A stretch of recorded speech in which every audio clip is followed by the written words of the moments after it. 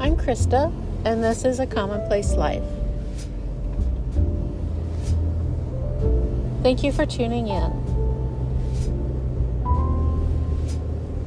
In case you don't know what A Commonplace Life means, I'll explain. There's something called a commonplace book that has been around literally for hundreds of years. It was very popular many years ago and then faded in popularity, but it's experiencing a little bit of a comeback.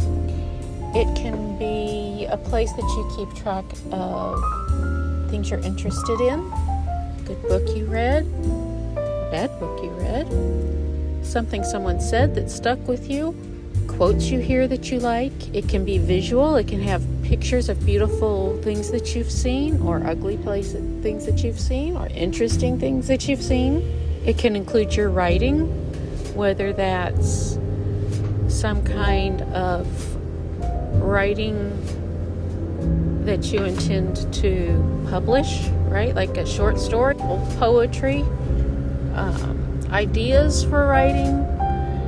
It can be so many things. It's whatever interests you in written form. I would argue, however, that although physical commonplace books, literal commonplace books, have faded in popularity, we've really never stopped commonplacing. Today, we commonplace a lot. We just don't think of it that way. How many times do you take a picture of something, a gorgeous sunset, or an unusually shaped tree, or just anything, your dogs, that just is really special to you? Or how many times do you type a note in your phone about something you need to do, or something interesting you just heard, or a book you want to read, or a podcast you want to try, or something you heard a discussion about on the radio or on a podcast? All of those things. And how often do you sit down and journal about, I'm feeling this and I'm writing it down to help me think through it, to help figure things out? You know, we do pro and con list and all kinds of things. We blog. All of those things I really think are a form of commonplacing. The other part of commonplacing that interests me is that it's also about looking at things that we see every day, or examining things that we feel every day. Things we don't really think of as anything special or unusual, or, it's just boring day-to-day stuff, but that really is special. How many things do we encounter every day that we just don't even notice or pay that much attention to anymore?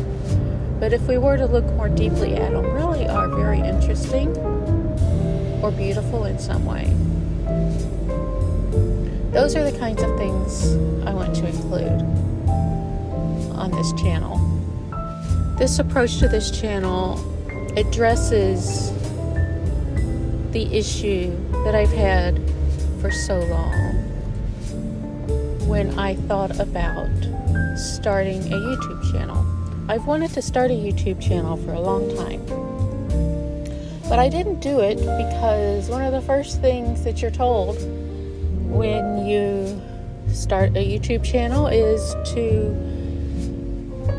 focus, find what your focus is going to be, find your niche, right? So what's the topic you're going to talk about? And it was really hard for me to do that because I'm interested in so many things, and because I think about so many things, and I want to learn so many things, and it was hard for me to zero in on one thing that I wanted to talk about, and I thought I would get quickly bored with that. A commonplace book, by its very nature, though, doesn't focus on any one thing. So that's why I'm taking this approach. I want to just sort of let this channel evolve. For years, I have written as a way to learn, or to figure out what I think or how I feel. And so this is just sort of a next step from that. I think that's all I have today. Thanks for watching. And if you'd like to see how this evolves, subscribe. I'll see you next time at A Commonplace Life, because everyday things are beautiful and interesting. Bye for now.